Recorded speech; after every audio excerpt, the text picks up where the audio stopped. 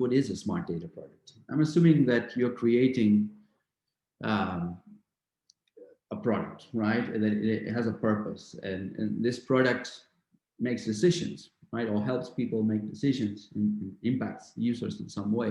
And it's a product, therefore it must have quality, in mind. When something is a product, it's not just something you can use. Typically, it has some degree of quality, right? And in the journey of building smart data products, as in the industry, we're not as mature, as other products. So today I'm going to discuss the typical things that I've seen happen, things that can go wrong, which obviously gives us food for thought, and we can take those discussions as part of the Q&A question at the end. If there are questions, I'm happy to answer. So the first thing I'm going to do is I'm going to do a small demo of some of the tools that are available in AWS, which is a favorite cloud technology, or at least the one that we have the most experience with, and that most of our clients work with. And it's AWS. A couple of years ago, we co-wrote a book with Dr. Mengel and myself about how to master machine learning on AWS. And I'm going to share a few of the notebooks we've created for that book. This is an example of things that you can do on AWS, and to set the stage for our next conversation. I'm going to just exit for the time being.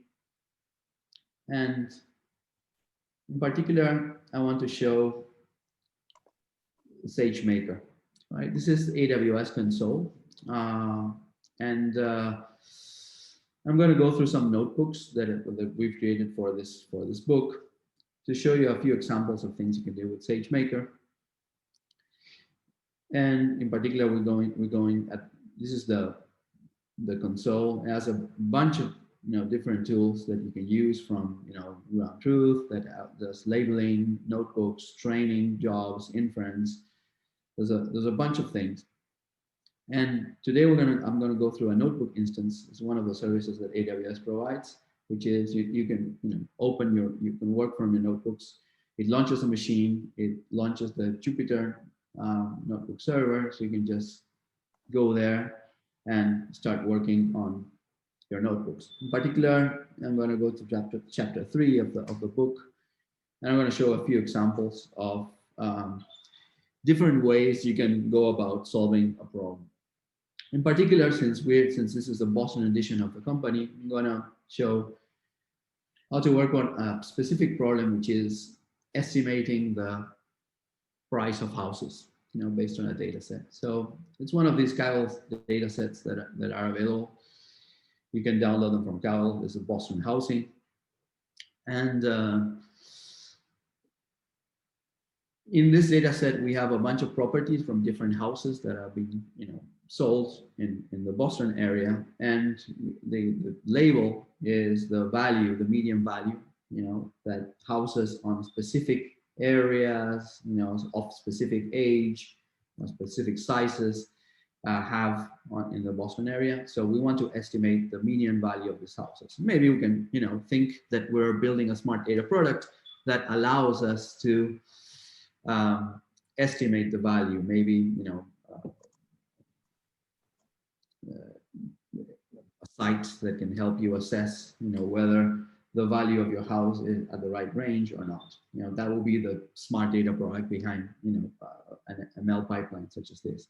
And the typical flow, right? You define as a data frame. And here I'm using pandas and scikit-learn, which is the most simple, the simplest way to train a linear regression. The first thing we usually do is split our testing and training data set. So we took 20% for testing, 80% for learning. And we just, import scikit-learn, which is a very popular tool. We build a regression. We choose the features we want to use. And we provide the label, which is the median value of the houses, is what we want to try to estimate. We fit a model, right? And we create a model. A model is a transformer capable of providing predictions for each instance or row in our data frame, in any data frame. In particular, we want to predict what are our predictions for the test data frame and compare them to what the actual values were to see if our model is any good. So that's what we're doing here. We just standard ML. We create a new column to our data set, which is the predicted median value of the houses. As you can see, they're sort of aligned. And we can do the usual spot checking. We can do a scatter plot that checks that the predicted median value and the actual median value are sort of aligned. They seem to have correlation. In particular, this is a linear model, so we can look at the coefficients and see what the intercept and all the coefficients are. We can compute typical metrics like the R2 score, right? And see how our models are behaving. That's good, right? But this is a model that is training on a Sagemaker notebook, and it runs on a single box, right? It doesn't scale to more than one machine, at least as the code is written in this notebook.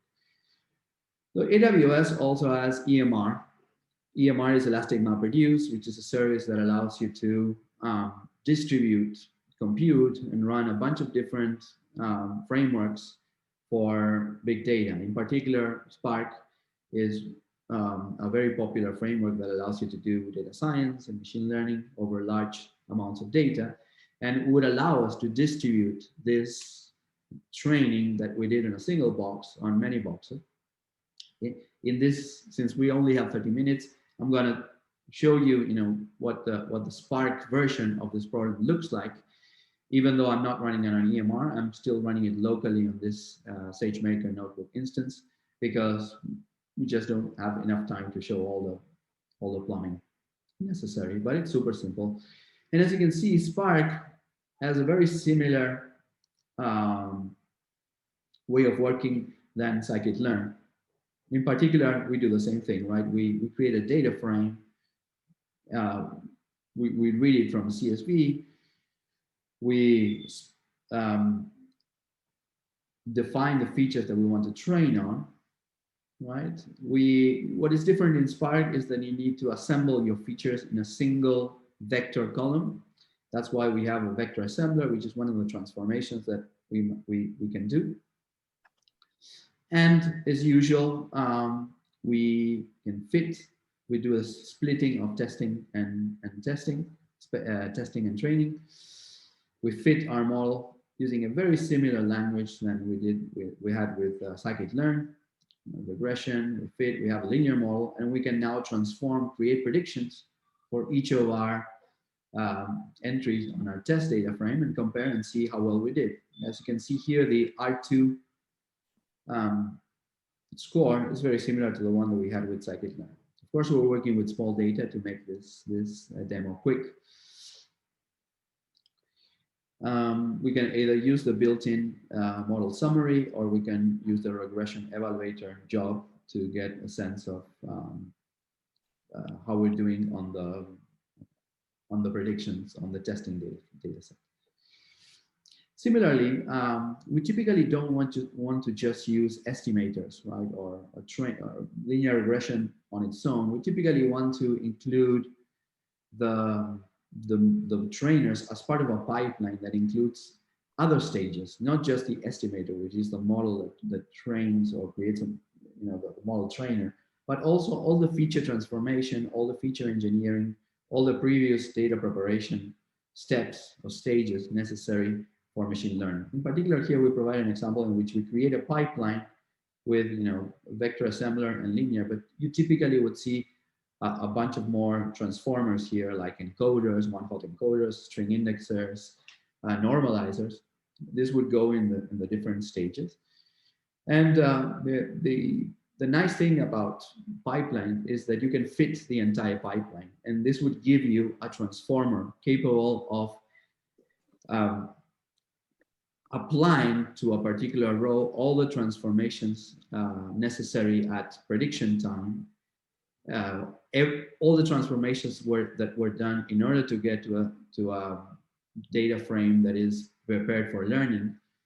Those same transformations will be applied in a model that fits a pipeline versus a model, an independent model. So this is something very useful, especially for creating data products, because when an incoming request comes in, say there's someone submits details about a new house, and you need to get a prediction, you need to do all the same transformations that you did at training time, you need to do them at prediction time, and having a pipeline that does that automatically is a very good thing. Both scikit-learn and Spark support pipelines, and this is very useful.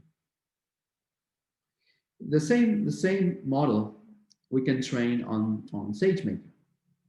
Sagemaker is not just this main infrastructure that allows you to launch notebooks, but it also has services. So we can call Sagemaker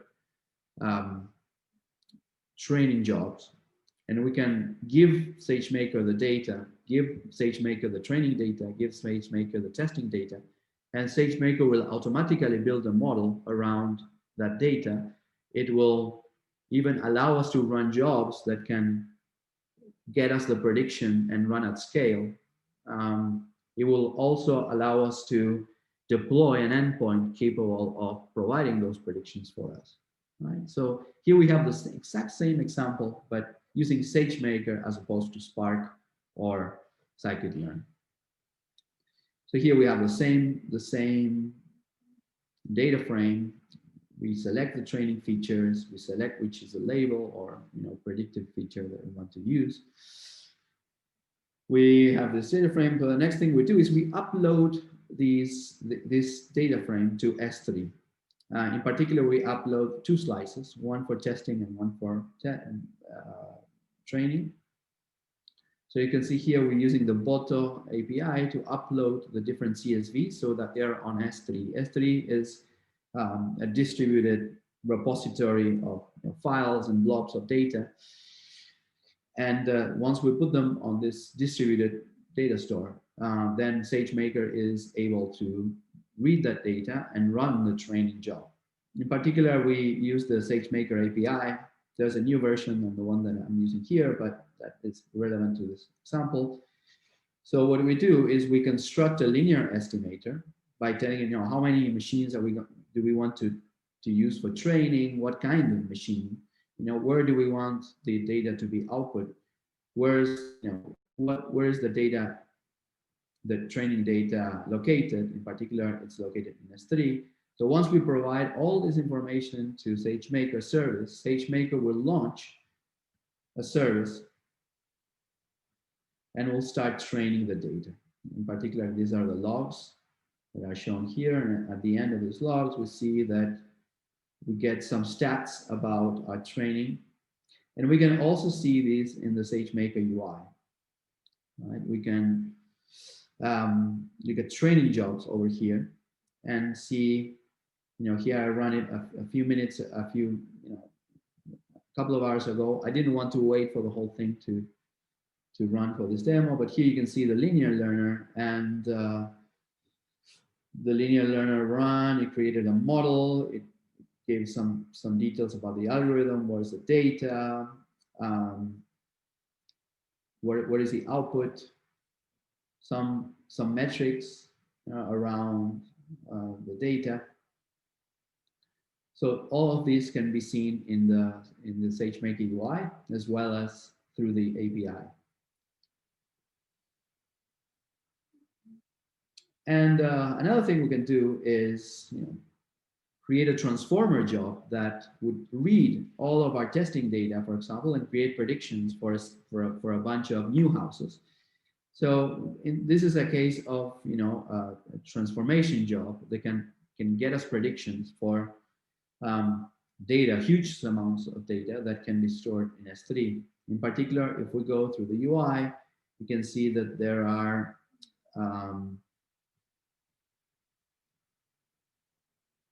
batch transforms jobs over here.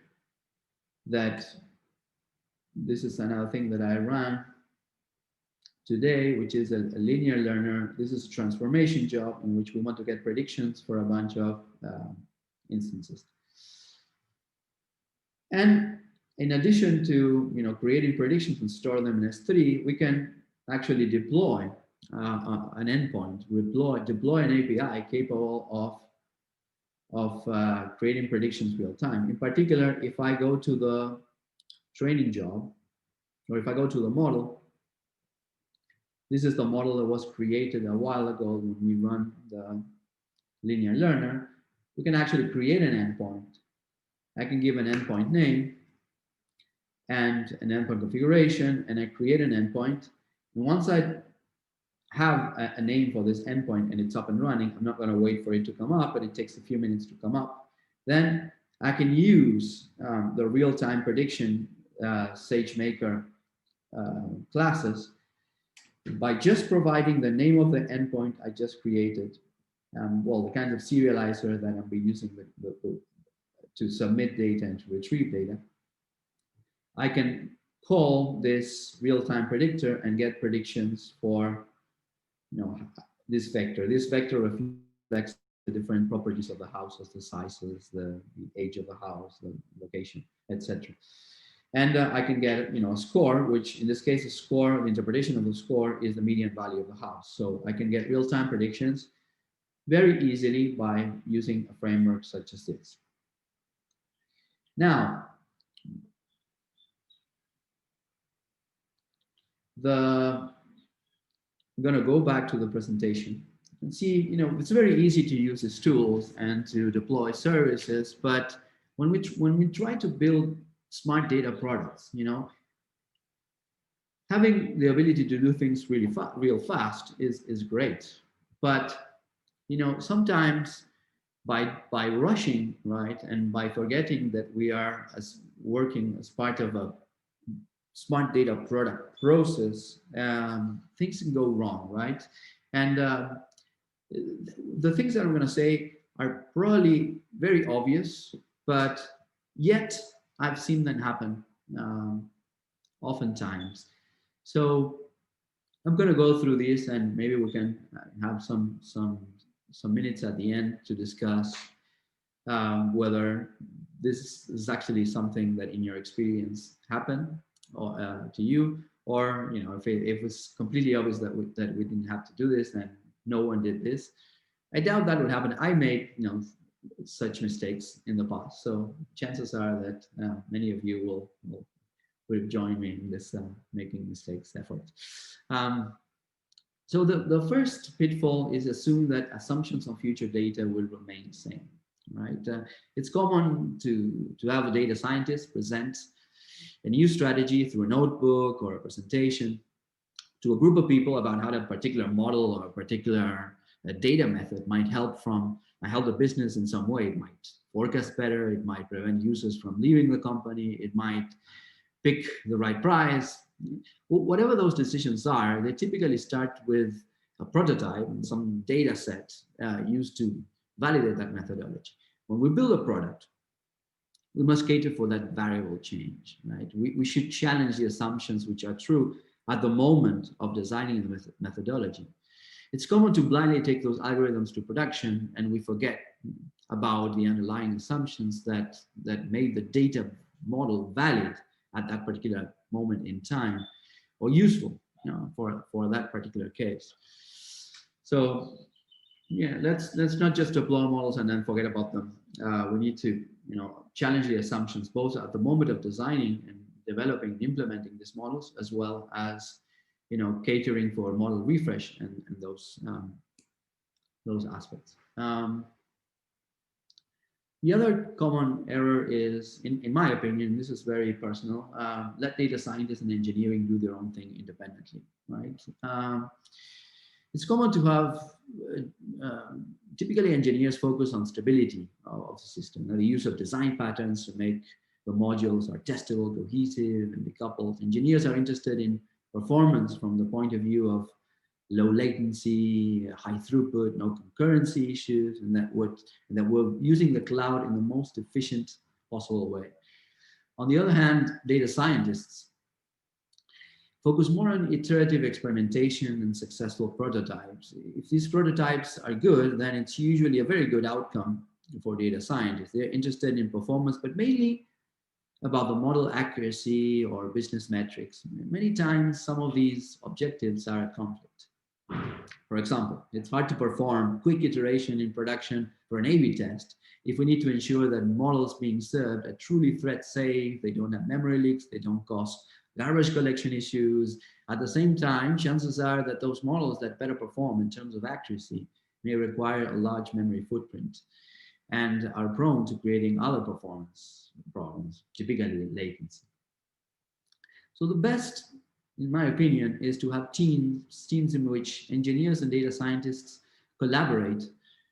If both profiles feel a sense of collaborative accomplishment and ownership, then chances are that you will create exceptional products because you've worked together to explore all the trade-offs that make sense for the business. It's easy to assign blame when the culture is not right. And when this issue happens, data scientists could say, oh, well, the model worked perfectly well in the data. Engineers will say, it might have worked on the experiment, but live data is showing otherwise. So team spirit here is key, and it's possible. We've seen it work in the past very well. The next pitfall is metrics are outdated. Those statisticians in the room might recognize the Simpson paradox here in the typical chart reflecting the Simpson paradox. We need metrics on our applications to ensure that our models are still behaving the right way. Oftentimes, we might be under the illusion that these models are behaving the way we intended, but we might be looking at the wrong metric. Actually, good metrics are about business KPIs and are sensitive to the most relevant aspects in which the model can go wrong. We may be tempted to use metrics we, data scientists, understand very well, ROC, AAC, precision recall. However, ultimately, we want our models to improve user experience. Better live metrics can show that we're doing the right thing, we're making the right final decisions. A/B test metrics are very useful because they prove that our ML is working better than a good, well understood alternative strategy. So UAT is also important as they help uncover unintuitive or confusing aspects of our data products. In the past, we've faced a number of issues with very good models, when we think about them in terms of ML, that don't play well when they are as part of a UI, for example. Right? A sales prediction model which shows a drop in sales when expanding to a greater region might be accurate based on the data, because the data might be noisy, but might be incorrect or at least unintuitive to a user. Adding a unit test that checks for isotonic behavior might help catch this issue and also prevent regressions. So the other pitfall is usually underestimate the importance of data dependencies. The models we've built are based on data, and data is a result of several upstream transformations and ETL jobs. Many times, those transformations suffer modifications and improvements. We need to make sure that all those upstream modifications don't affect the assumptions present on our models. So we need to make sure that as new data becomes available, new models can leverage that new data without breaking the system in production. For this reason, data streams or data sets, they need to be versioned and decoupled so that our model can read from the data that has a right set of assumptions. We augment the data separately, version it accordingly, and later deploy new models that leverage this new data. Meanwhile, models should be able to use the previous version of the data and run unaffected. So this is really typical issues around, someone changes the data upstream and the model starts to behave in an odd fashion. And so we need to cater for, and version our data streams correctly so that the assumptions still hold. The other pitfall is, not incorporating data science artifacts as part of the CI/CD process. right? Imagine a data scientist works on a notebook in Sagemaker like the one we've just demoed, and through that notebook, it presses the deploy button, right? Deploy endpoint, and sends them all to production. And that suppose that endpoint is connected to the production system, and the UI, this our forecaster, or our house value predictor uses this endpoint as part of a larger product, a more complex product. Then that's very agile and sometimes it works. However, we've effectively broken the continuous integration and continuous development chain. There's a reason why we have integration tests. There's a reason why we invest in all of this infrastructure. It's about quality. Our code needs to be reliable and aware of the effects of data science-based artifacts at a holistic level. Very important to consider this. The other pitfall we've seen often is not investing enough in local integration or debugging. A lot of time is invested by engineers and data scientists to troubleshoot when things go wrong. That means that any upfront investment that we can make in this regard may definitely result in overall better productivity. Though it's not always possible to have a complex and large system running on your laptop. Oftentimes, if we decouple the models the right way and achieve some sort of end-to-end integration, it's typically very useful. Even if the system runs at a very reduced scale, it can help validate plumbing issues and shed light on inconsistencies. So, we've oftentimes the productivity grows a lot if we have the ability to debug locally and run a mini version of the system on your laptop. The other pitfall I want to discuss is not having proper environmental experimental hooks in your system. If modules are well designed, then any change in behavior that's determined by the environment it runs to should be parameterized, right? Otherwise, it's very hard to ensure that our products can run on our laptops, on staging environments, as well as in production. Additionally, good software products allow for hooks and configuration knobs that allow researchers to test new ideas in production, inject little models such as A/B tests at a much lower risk. So this is more, it's not just a software engineering good practice, to decouple the modules in the environment that they run, but also in data science aspect, right? We have to have the ability to experiment and test different ideas in production. And we have to do this very carefully. In particular, this leads me to the next couple of pitfalls, is to have the same user subject to all A/B tests, right? When we run an A/B test, we show, we try out a new algorithm on a few, percentage of the users to see if that algorithm actually performed better than the previous algorithm. And if we get very, very complex, we can run a multi-arm bandit kind of A/B test, and we can select the right algorithm for the right use case very, very efficiently. This pitfall may seem obvious, yet it has happened, right? We need to be very careful when running A/B tests. We need to make sure that we just don't hash the users into a bucket, and then the same set of users are always the same guinea pigs, and we make them unhappy. Furthermore, we need to be careful not to abuse running too many overlapping experiments and extract incorrect conclusions due to the effect of one experiment over the other. So this is a very, very important problem, especially in large companies and large products that leverage a lot of experimentation and have data scientists test different things, different new ideas on different areas of the system. The other pitfall is launch a product without proving the value through a prototype or an A/B test, right? We sometimes get so enthused about the potential benefits of AI or ML about a particular problem, and our confidence is so strong. Yes? Maximo, sorry to interrupt you. We have crossed the time. Can you complete in a couple of minutes? Yes, of course. And also we have one Q&A. You can answer that.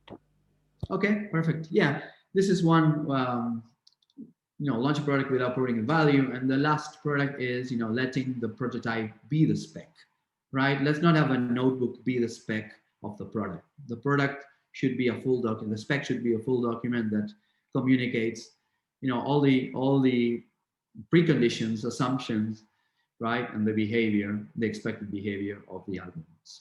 Yeah, thank you. That is all I had to share.